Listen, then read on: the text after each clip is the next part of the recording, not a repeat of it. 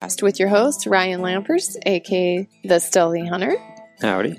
And myself, Dr. Hillary Lampers, where we share our love for ancestral living and the health topics of the modern age. Ryan is the well-rounded bearded brawn of Hunt Harvest Health. His knowledge of backcountry adventure, western hunting, and our household status as garden guru and super dad really defines our gut stealthy lifestyle. Doc Hillary is definitely the brains and beauty behind all of this. She kind of makes everything happen, as I have zero technical skills. Hill is just a wealth of knowledge in all things medicine and nutrition, which not only keep our family healthy, but they help me stay strong in all my mountain adventures. You can follow us at huntharvesthealth.com, Instagram, and Facebook for more podcasts, recipes, and stories. All right, let's do this.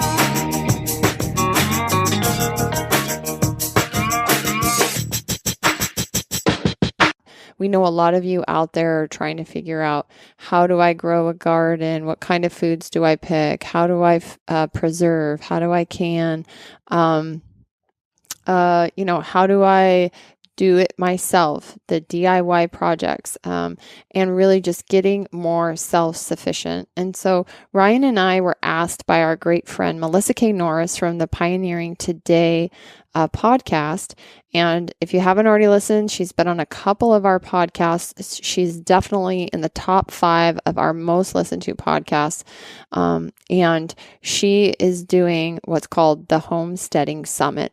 Melissa is a bona fide homesteader. She lives just north of us here in Washington State, and she makes her living off of doing her online homesteading business because she has a homestead. We've been there. We've seen what she does. We've seen what she does with canning, preserving, do-it-yourself beauty products, soap. She has cattle, animals, garden. It's really, really, really amazing. And because she's a homesteader and she has this online platform, she has an amazing network of people around the country that are doing exactly the same thing. And they all have amazing skills to help you get more self-sufficient. So Melissa asked Ryan and I this winter if we wanted to take part in the Homesteading Summit. And we felt like of any other project that we've been a part of, this is something that we truly live every single day. Now, we are not per se homesteaders. We are not making a living off of our land. We are not making a living off of the food that we sell or, the food that we eat and grow.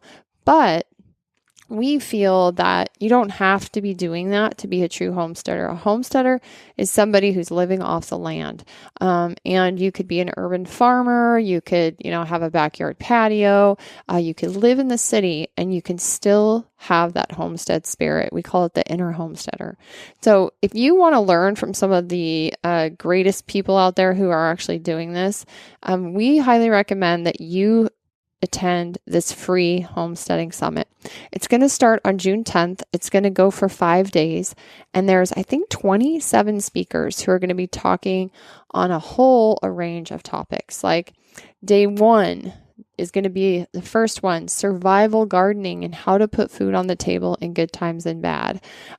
Someone talking about root cellar planning, food storage, preserving fresh herbs and compounded butter, giving you recipes. Someone talking about vertical gardening, how to do an easy homemade pantry version, having all your staples in your pantry. Ryan and I are going to be talking, of course, about dehydrated food and easy meals on the go and the food storage part of dehydration. And a lot of this has to do with our love for the backcountry and Ryan's desire to know where his food comes from and the food that he's taking out into the backcountry. There's going to be a class on sourdough bread and making your own sourdough, preparing your garden for when you're older in life and how that looks, making homemade candles, emergency preparedness, hydroponic gardening, fermenting food. This is really exciting, folks. So it's a free summit, June 10th through June 15th. And you can go to the show notes here as well as our website, huntharvesthealth.com. We'll have it right on the front page there. You can click through to get your link to sign up for the Homesteading Summit. The cool thing about it is it's free, but you have to listen to each talk in the 24 hours that it's available. That's kind of how summits work. And what's great is that Melissa is offering right now, it's called the All Access Pass, $47. You can get all 27 presentations. What's really unique about her summit is it's actually video presentations of people doing exactly what they're talking about. So a lot of times with summits, what you're going to get is just audio interviews, etc., especially in the health world. Kind of like what we did with Dr. Ben Lynch in his Dirty Jeans Summit, which was an amazing success. But with this, with homesteading and DIY projects, you want to be able to see what the person's doing. So I think pretty much everybody submitted a video, just like we did, actually showing what we're talking about. So that's a cool thing. So you're going to get all the videos and you're going to get $400 in free gifts when you pay this $47 all access pass. And what that allows you to do is have it forever, to be able to watch it whenever you want, and you don't just have to watch them in the 24-hour period that you're available.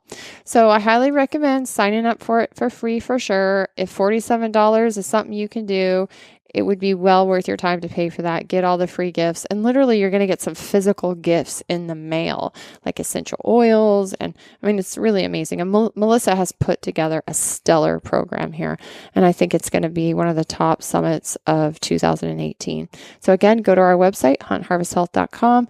You'll also find the link in the show notes to sign up for the Modern Homesteading Summit.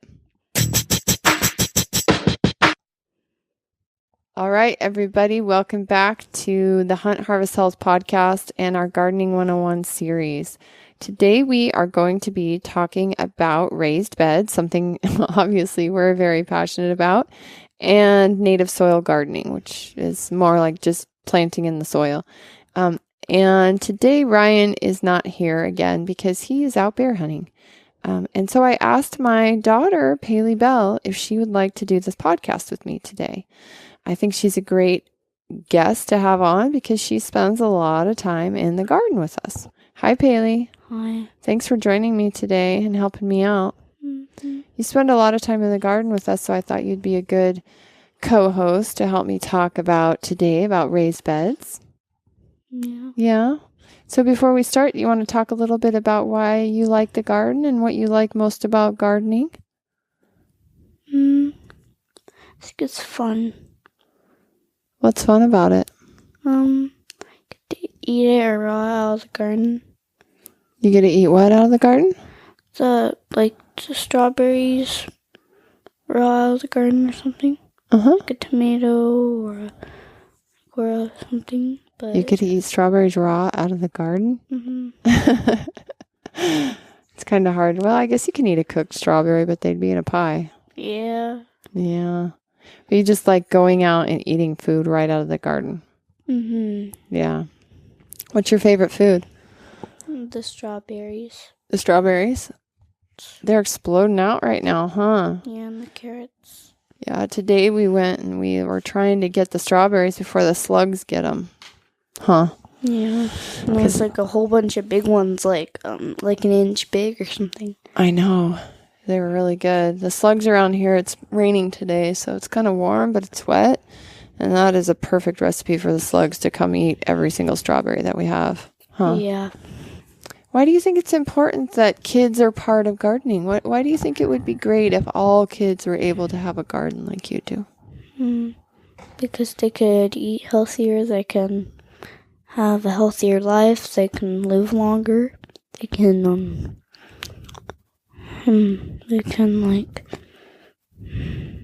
just not get all that processed foods from the store. Like the store puts all this pesticides into their strawberries, put all this stuff into their I love lemons, but we get those from the store. And they could have pesticides on them. Yeah, so that's an important And I piece. love lemons because they're my favorite. But instead, I have to get them from the store, start growing my own tree. Well, that's because we live in Washington. But there's people in California that can grow a lemon tree, right? So they have lemons, right? And yeah. Well, I think the important thing to remember is that unfortunately, not everybody has space like we do. So they don't have a yard even. There's lots of kids that live in places where they don't even have a yard. And so their parents are shopping mainly at the grocery store all the time, right? Yeah. So then if that's the case, what would be the healthier options that these kids could have or they could help their parents to pick out if you're at the store? I think they should get the stuff that says organic on it. That doesn't say organic on it. Mm-hmm. Like, imagine there being like your kid wanted to get blueberries or strawberries or raspberries from the store because you couldn't grow them. Like, we have strawberries, raspberries, and a bush blue and a blueberry bush. I know, we're lucky. Yeah, but people don't have that, so they'll go to the store. So imagine your kid, there was 2 sides of strawberries. One said organic, and one said not organic. Mm-hmm. But one side of the blueberry said organic, and the other one didn't. Said not organic. Well, why do you think why do you think people buy non-organic versus organic? Because the non-organic tastes better. But the non-organic tastes better? But I was saying, I'm still talking. Like, it was like they think it tastes better because it like has the more flavor. But and also all this stuff, all the stuff that they put, all of those chemicals that they put in the ground just for strawberries to grow huge. Like, who needs that stuff? Like, they put humongous like bags of gravel, but like they use gravel bags to put all this chemicals into it to make humongous strawberries. So I think that one of the things to remember here is that non-organic is maybe not as much money. So the strawberries at the store that aren't organic, they're cheaper. So when you're a parent, you're always thinking about money and you're thinking about how you can save money.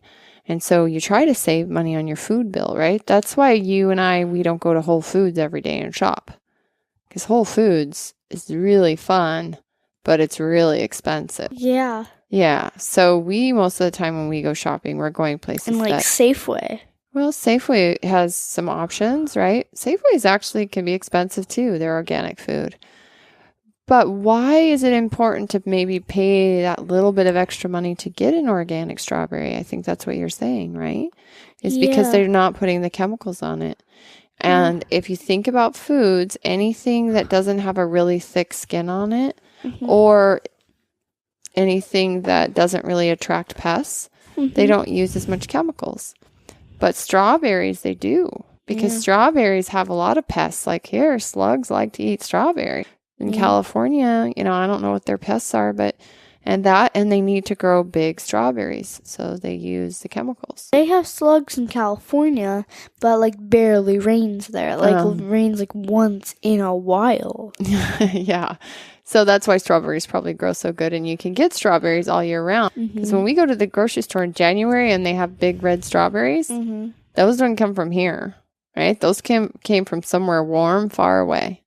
Yeah. Yeah. And so we just like growing a garden because we get to grow our own and we don't use the chemicals and the pesticides. So we know that you guys can go out in the garden and eat those strawberries and it's not going to be, we do fertilize. So we do like you to wash them a little bit, but we're not fertilizing with chemicals. Yeah, but here's my question. Okay. Why are all these people, they just like maybe the organic is maybe it doesn't even maybe has chemicals in it. Maybe the organic maybe has chemicals in it. So like, but just says organic, so they lie. But what if? But why do all these people know that chemicals are in all these strawberries, but the people that get the strawberries don't? because they don't know what they're putting on their strawberries. Like, the strawberries are getting put by these huge, nasty trucks. But the huge, nasty trucks, like, remember, like, haven't you told some friends that, like you've had ancestors that have been running behind pesticide trucks? Yeah, Grandma Pat used to talk about running behind the. Yeah, but had all the pesticide. And they were spraying that.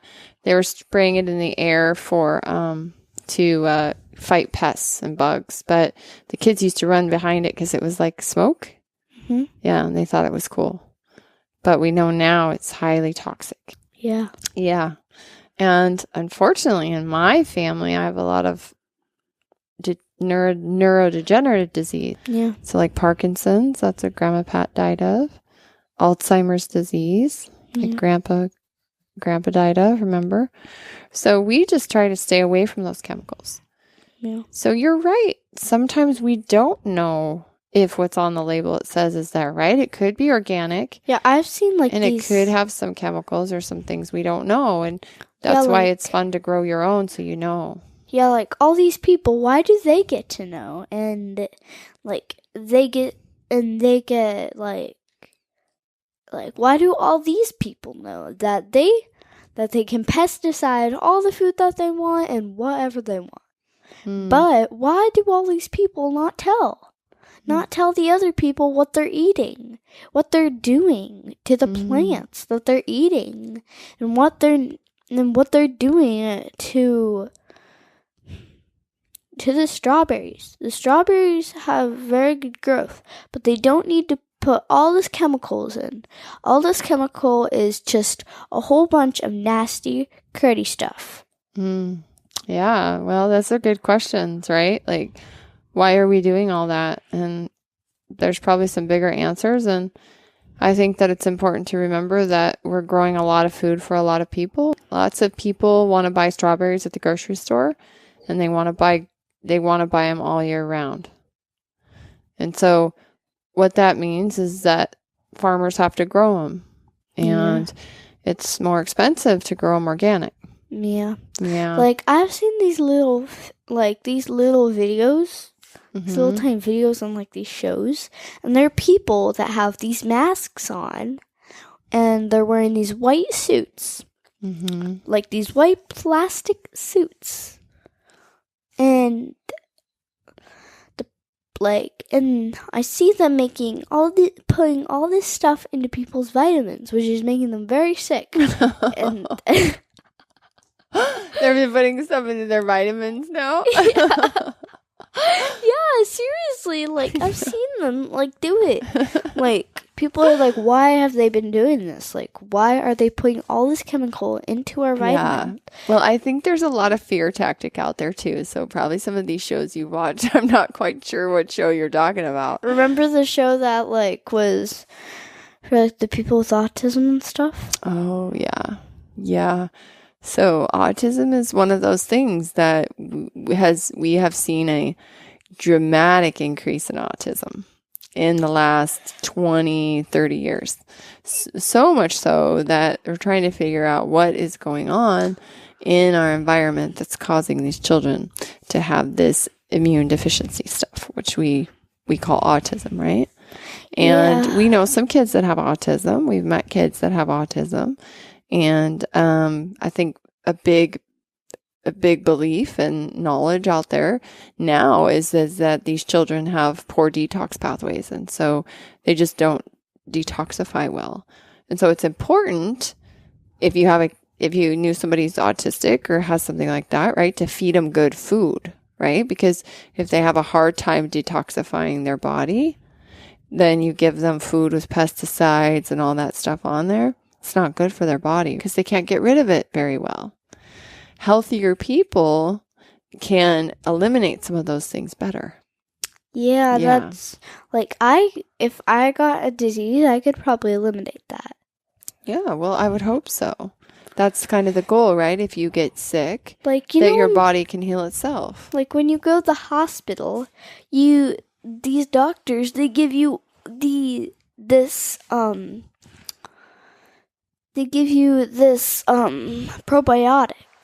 like probiotics, and Mom has never trusted me having probiotics.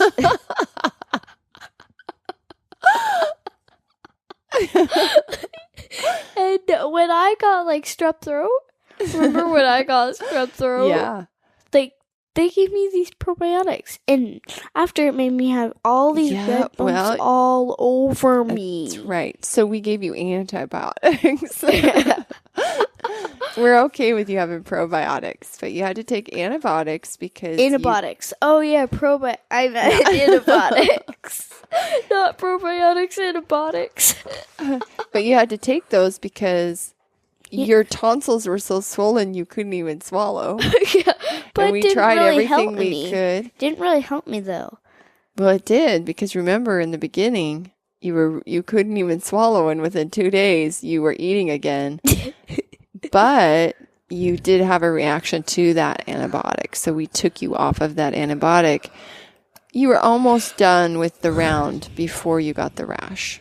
Yeah. So now we just know that we cannot give you that type of antibiotic. Yeah. Yeah. But what happens when you take a bunch of antibiotics? You haven't had a lot of antibiotics in your life. And a lot of people sometimes get lots of antibiotics, and that's what messes up your gut. And so that can also cause some things where when you eat those foods with pesticides, or you eat too much candy and sugar, yeah, like you get sicker. Like I never eat candy. Oh, that's not true. Well, barely. I barely eat candy, I meant. Oh, okay. Like I do eat candy sometimes, yeah. But like once in a while for like a treat or something. Yeah, we don't buy candy. Yeah, I know. Yeah, it's like holidays. Yeah, only on like Easter when I like open the eggs, I have candy in there. Right. And like on Halloween. Right. Yeah. So the moral of the story is that eating healthy food helps you to be a healthy person. Yeah. And having a garden helps you to do that. I'd say we didn't have all this space back here and we just had our deck. We could grow a lot of stuff on our deck, huh? Yeah, we could, but we wouldn't have all the stuff that we have now. Well, no, we wouldn't. But these containers out here where I like to grow flowers and herbs, we could grow lettuce in there. I know, Daddy could grow kale in there. He can grow kale anywhere. I know, but if we didn't have this deck, like, we'd just have a yard. Because this deck was built. It didn't come with the house. We have plenty of yard. I know, but like if we didn't have the deck and there was no of that, like none of our trees, like no nothing, and like a wall around it for some reason. Like a lot of people have with their houses. They have a little tiny yard, right? With a fence. Well, that's mostly in the city, like Hannah's. She put fake grass. I know. And you love it. I do. We love it because we don't have to mow it. I know. I know. It's like going into it. She said it's called the outdoor living room. Yeah. Yeah. And it, like, when their dog goes to the bathroom, like, there's 3 inches of gravel under there, so it'll just soak down, and like there's no wet spots. I know, it's crazy, huh? Yeah, we like having the yard. Yeah, but then you have to moo. I meant moo. Oh, yeah, it's true. Grass is a very big waste of resources. We agree. Okay, anything else you want to share about why you love the garden before we talk about some raised beds? I love eating the tomatoes. The cherry tomatoes. Like, once, like, you can make a love for cherry tomatoes. Like, the cherry tomatoes, like, my peas and carrots are the best. Like, once when I go to, like, sometimes when I go to Billy's, like, and when I'm there, like, probably, like, at snack time or at lunch. Not dunch. Lunch. I'll be the last one at the table, scooping up a piece of carrots, eating them up, scooping up a piece of carrots. Like, I'll just be doing it until the whole thing is gone. Well, is that why we call you P? Yeah. Yeah, you love your peas. Yeah, I do love my peas. Oh, yeah. Dad's growing my peas for me and Tana. I know. Like, the ones that she's growing is called dwarf peas because she's like the size of a dwarf and she's 3. and then I get the peas, which are humongous because I am humongous. You are. Like a big giant. Like, I'm a giant to her and she's a dwarf to me. Oh my gosh. So yes, we'll have lots of peas going on here soon, huh? Oh, yeah. We have 4 batches. I know. Soon. We'll have some out there. Yeah. All right. Okay, cool. So we've talked about a little bit about everything here. Yeah. But I think the moral of the story is just try to grow something and try to grow it without chemicals and eat it. And then take note that it's probably tastier than anything you can buy in the grocery store, right? Yeah, it's like it has a lot more flavor. Like if you grow carrots from it, like every time the carrots are done out, the first thing in the morning when you and Dad are still in bed and you guys are awake though, I'll just run downstairs, go pick a carrot, I'll come right back up and eat it. Do you think you eat a lot of dirt? Oh, I meant wash. I wash it too. You know I wash it. I know, but I think we do eat a lot of dirt around here because sometimes we don't wash everything, do we? No, we don't. No. Like, okay. I don't really wash my strawberries sometimes. No, it's fine. It's good. You got to eat soil. That was the last podcast. We talked about eating dirt. Wait, so eating soil, not dirt. Wait, kids have to eat 4 pounds of soil every year? Yeah, it's good for your microbiome. Gross. Well, you do. You probably eat a lot more soil than the average kid because you're eating food right out of the ground, right? It's not all coming from the grocery store, right? Yeah. Okay. All right. So let's talk a little bit about raised beds. Ryan and I made a little video of him talking about some of the benefits of raised beds. And you can find that on our YouTube channel, also on the show notes page. But we are obviously crazy about raised beds. And I think that because it allows us, especially here in the Pacific Northwest where we have a lot of water, it allows us to start really growing maybe a little bit earlier than we would normally, just because the ground stays super saturated here. And so I noticed that this year Ryan built, how many more boxes did he build? He built like 1, 2, like 4, 5, 6. He built 5 boxes. Built 4 boxes. Yeah, we have like 4 to 6 new boxes out in the garden. 4 boxes, not 6. 4. Okay. Well, traditionally he plants his carrots and beets, even kohlrabi, like last year, in the ground, directly into the ground. Mm-hmm. This year he planted everything in boxes. So it'll be interesting to see if the growth is different, the rate of growth is different, etc., in the boxes. But I think that it's always good. So, like we talked about, obviously in the first podcast, is that it's good to really plan out your garden a little bit and figure out how much space you have. And raised beds, you can build raised beds of any size. I mean, go on Instagram and just look at people who garden in their IG pages, and it's crazy what you can do with raised beds. You can do vertical gardening with raised beds, small container gardening as raised beds. And so we just feel that it's a fun way to add some ornamental stuff to your garden. We have a lot of boxes, and like I said, that's kind of how we like to roll just over the years. But I think that there's definitely some pros. There's lots of pros for garden boxes.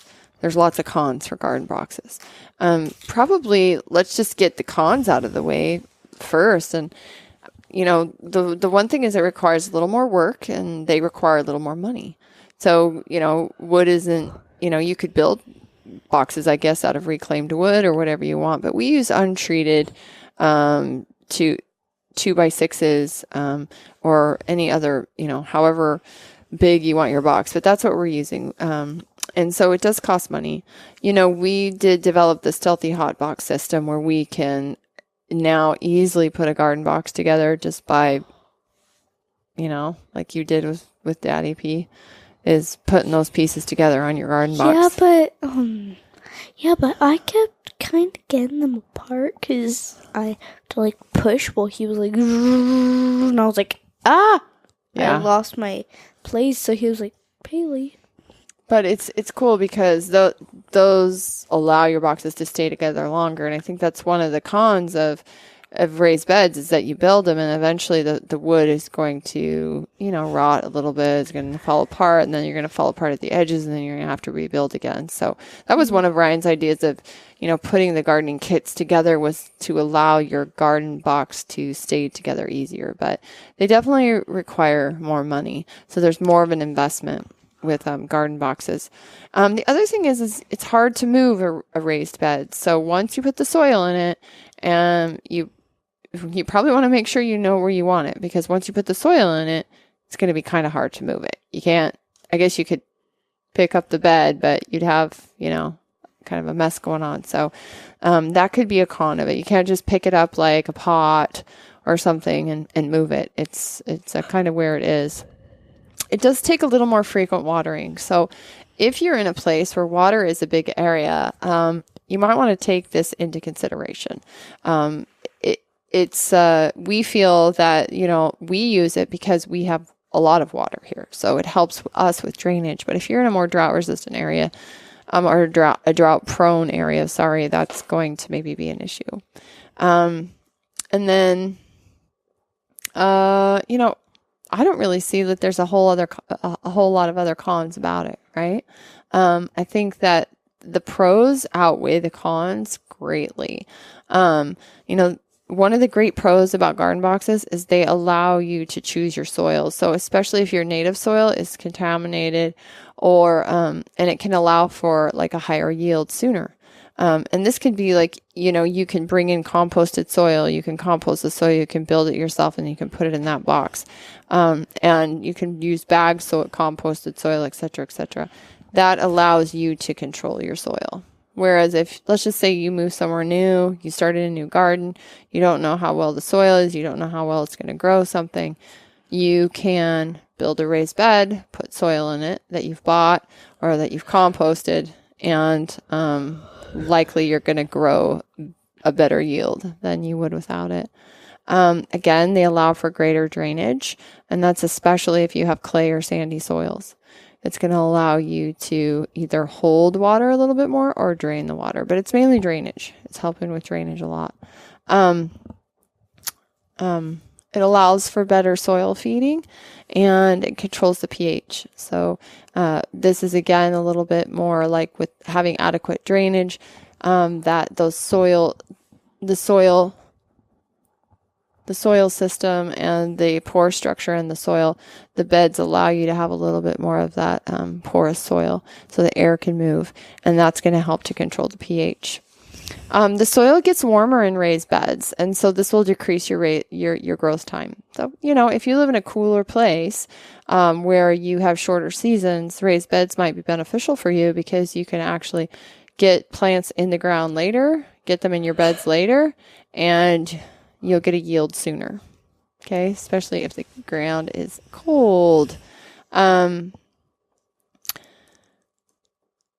Another thing to think about is pests. And so if you have a raised beds, and when you build a raised bed, you'll see sometimes we use cardboard, or you can use something underneath the raised bed when you put it down, some kind of composted material, or you can use that black cloth.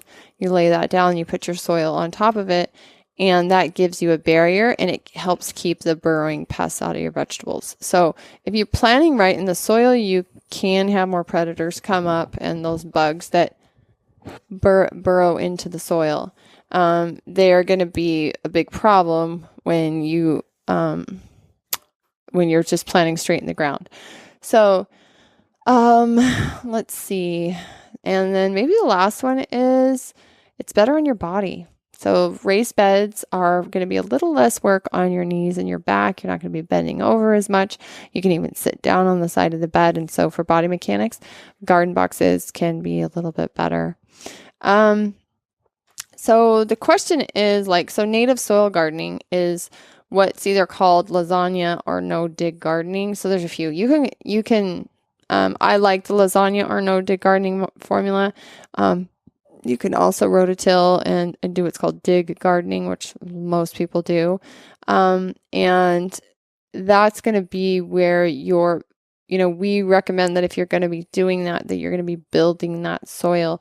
And so one way to do that is to do what's called the lasagna bed gardening method. And you use a lot of organic matter. You use like cardboard, straw, compost leaves, get some aged manure, maybe grass clippings, tea filters, all that kind of stuff. And you're just going to lay it down on top of the cardboard. Or you can use newspaper if you want to. And you're just going to cover your whole garden area with that.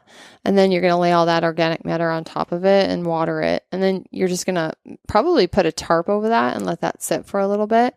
And this is what's going to help to attract the worms. So if you're going to do native soil gardening, it's a good idea to really know what your soil is like.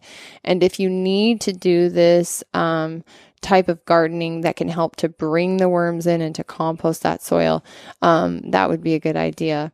I think that the only cons against this type of gardening is obviously drainage, water, not having as much control over the soil if you're planning to go straight into that soil. But like I said, if you do the lasagna style and you help to build that, it will help a lot. And we do both. So in our garden, we do, we bury right in the ground, but lately we've started just doing mostly beds. We also use tires. So Ryan, had a bunch of old tires and he just cut the edges off and we put them out there and they make nice little rings and we grow our squash in that.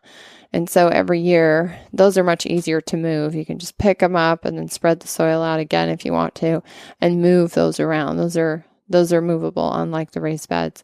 But those are kind of the ways that the containers that we like to use for our garden. Again, using pots, those are another great way to think about growing herbs, green leafy vegetables, also vertical gardening where you have things that are built up, and that can help to drain water. And, the one thing about growing plants in containers, though, is you need to somewhat understand the nature of the plant and whether or not it needs its roots to grow really long. So certain things like basil does really well in kind of a longer, skinnier pot because it tends to need a lot of good heat up on top, but then it needs to have roots that run deep. And so if you plant it in a really shallow container, you might notice that it doesn't do as well. So container gardening, just making sure that you understand how those plants need to grow, and then as well as sun, and where they're going to sit on your patio, how much sun they're going to get, and if there is good drainage. Always make sure when you plant in containers that there's a hole in the bottom, or you puncture some holes in the bottom so that you can have drainage. I noticed a girlfriend of ours, Scott Carr, and his wife, they planted some veggies in a swimming pool, a little plastic swimming pool. And, that's a great idea. It's a great source to use to plant, especially if you want to start small, but you need to poke some holes in the bottom because you need the water to drain out or you'll just drown your seeds and you'll drown your plants. Nothing will grow. And then the other part of this is if you want to use raised beds, then you can use the greenhouse method. Actually, you can use it for both. So, you're building the hoop house greenhouse and you're putting it on either your native soil or you're putting it right on your raised bed, which is kind of the stealthy hot box that we've created. And you can see that on our website. But this is a pretty simple podcast regarding, raised beds and why we think that they're so important. But I think that whatever space that you have and whatever type of gardening that you're doing, again, it's always important to understand what's going to work best for you, for your soil, maybe even for your body. Like I said, you may want to build a really high, deep raised bed that you don't even have to bend down to pick the plants out of. And so this is something that you always want to think about when starting a garden. How are you going to plan that out? So pretty straightforward, pretty simple. Ryan will be back some point here, and we are going to do a podcast on fertilizers because Daddy is an expert at making fertilizers, isn't he? Yeah. He is. Yeah, he likes to make all kinds of stinky stuff. And there's, like, he's doing some stuff right now. It smells like... I know. It's bad. It's so bad. But, boy, the plants like it, don't they? I don't know how I could eat that. Yep. It's kind of crazy. But, all right. Until next time, everybody. Take care.